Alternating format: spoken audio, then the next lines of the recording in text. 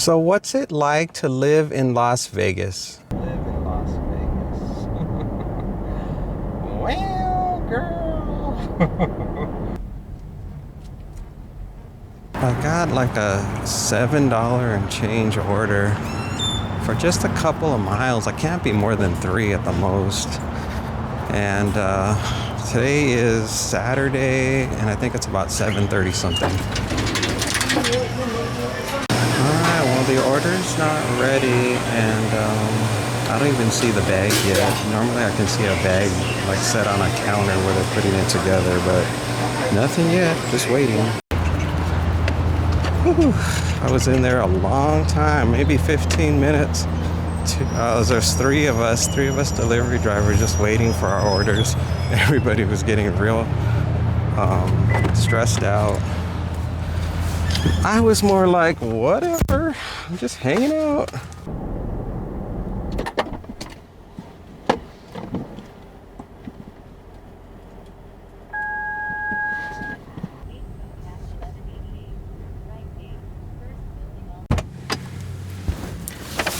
Let's drop you off, McDonald's.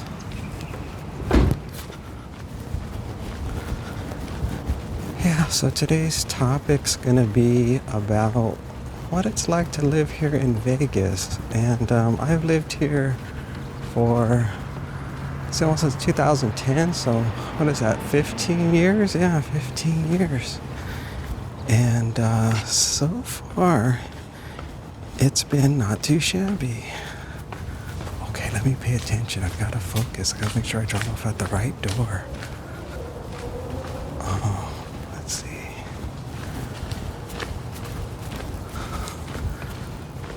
I think it's this house here. Thank you. All right. Thank you very much.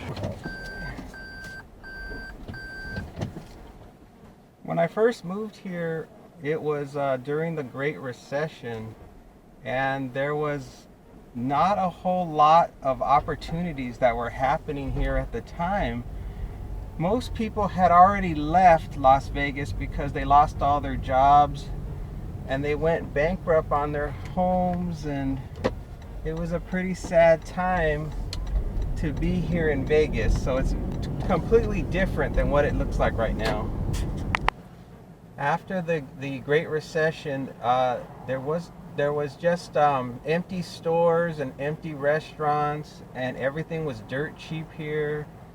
There were plenty of houses that were available. There were like for sale and foreclosure signs on every corner, and there were a lot of squatters that were taking over houses. You know, they were living there illegally. There were a lot of just a lot of crazy things. There was like a rodent infestation that happened in this area, and there were like rats like just roaming the streets. Then you'd get scared sometimes when you went out in your backyard and you'd be like, oh my god, there's a whole bunch of rats in my yard.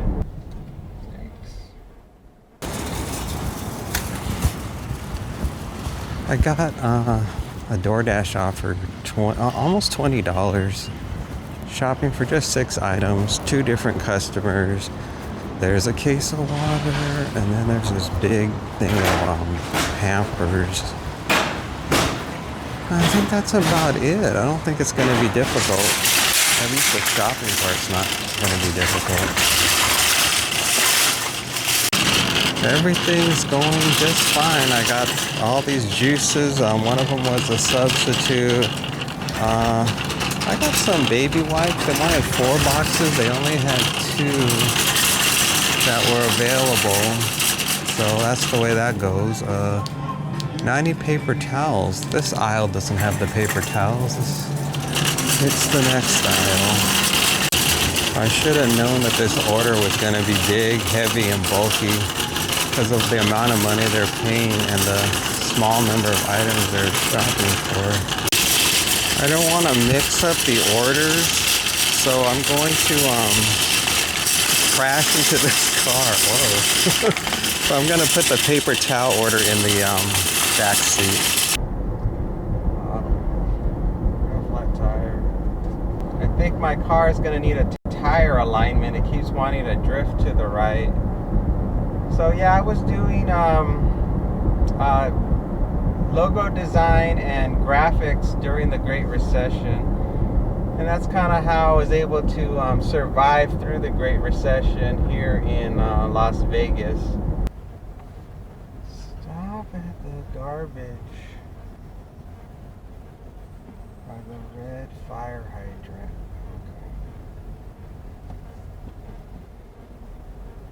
Okay. This is going to require a pin, and it's all steps on the second floor. So I'm a little bit worried about carrying this water because it looks like it's going to tear. So I'm going to probably have some problems. I don't think I can record though. That was a long walk to get to their front door. I had to go up a flight of stairs and go down some stairs. Customer was waiting for me at the door and apologized. I said, don't worry about it, and she gave me the PIN number right away. The first thing I noticed about living here in Vegas was how windy it is. It was super windy the day I moved here, and cold and violent, and just terribly cold and windy, which I wasn't expecting because I thought Vegas was supposed to be hot. But apparently in the winter time, if you come here, we can have these year round we can have powerful winds, but it can get really cold here in the winter time. And I think at one point it went down to like -2, yeah, around Christmas time, and it started to snow.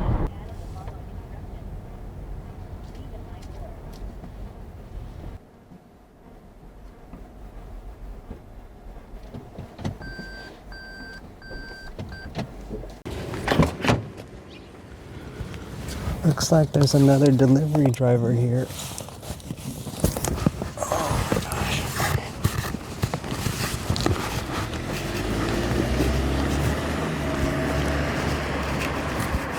Hey, they ordered what I just got. I guess they really needed a lot of these wet wipes. I was only able to get 2 of them. I think they wanted 4. I was only able to get 2.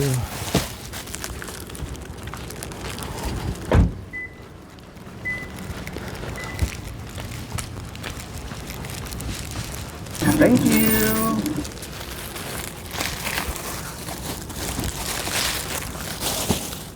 Okay, thank you very much.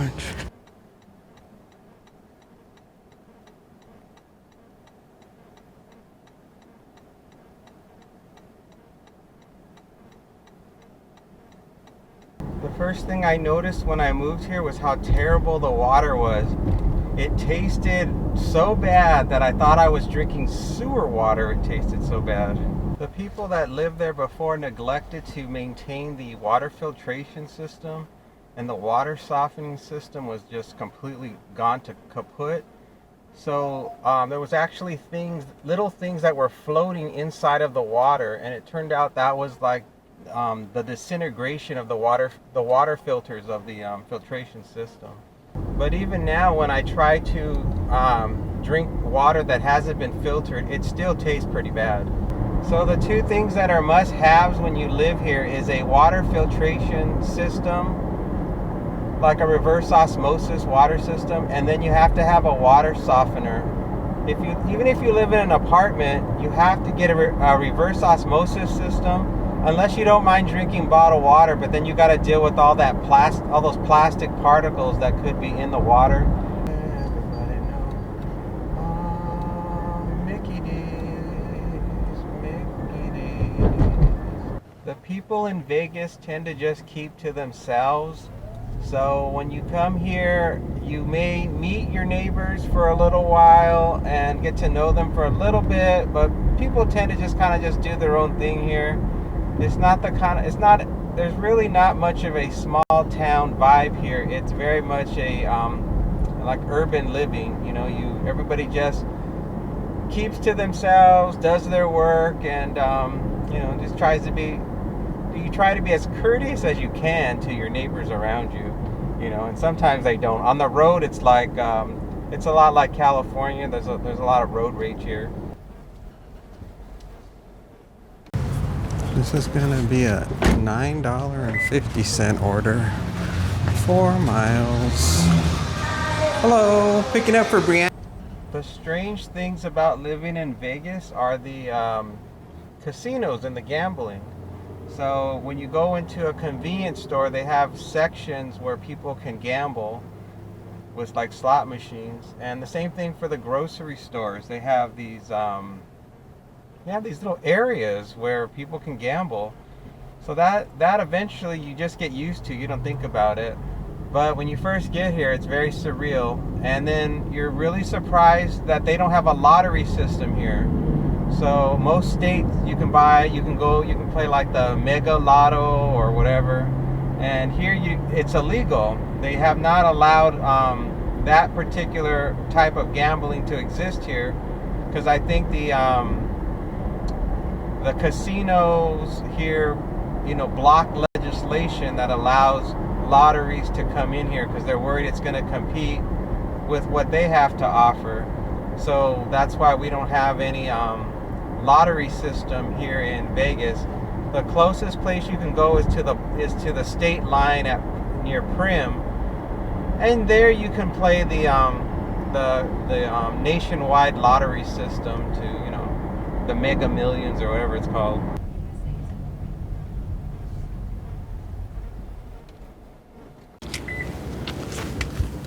It's gonna be a leave at the door.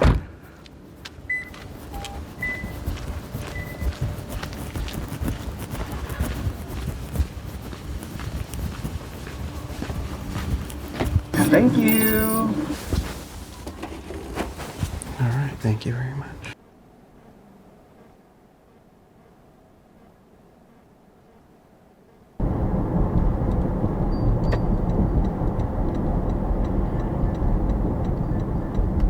I can't really tell you what the job market's like here, since I make all of my money is through like royalties from things that I have that I own the copyrights to, and of course investments that I get passive income from. So there isn't really a lot I can tell you about the job market. It's not great here. I know anybody that tries to come here, I hear stories about people that they get always lowball offers from people when they try to get work. So if you don't already have a job that's high paying and then you try to transition, most of them, they start you off really low here for a full-time job. And I can't really tell you much more about employment here. Maybe I can tell you like Walmart. I knew somebody that worked at Walmart, so but yeah, you probably know all about that already. I can tell you about the crime here. Crime is not bad here, at least in this area. I've lived here now for the 15 years that I've lived here. I don't think I can think of any time I've ever really felt unsafe. Occasionally people will shoot off a gun in the middle of the night, but I don't know if that's somebody just ending it all from depression or whatever, or if it's someone just having fun. That happens occasionally, but I think that's about the extent of anything that just is crime-ish. Sometimes in the news there's stories about people slashing tires, but that's very rare.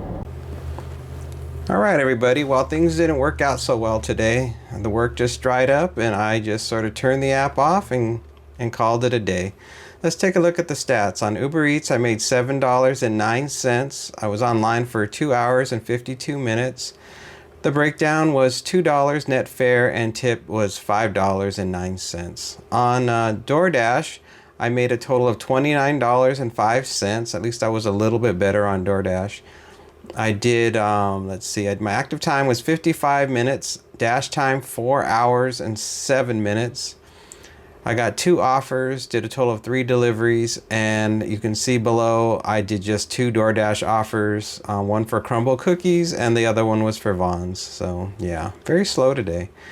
On Uber Eats, my rating was 100% for the satisfaction rate, 2% cancellation rate, 2% acceptance rate, and 100% on time rate. On DoorDash, I'm still silver status. I got a 64 out of 100. I need to get to 70 to be gold.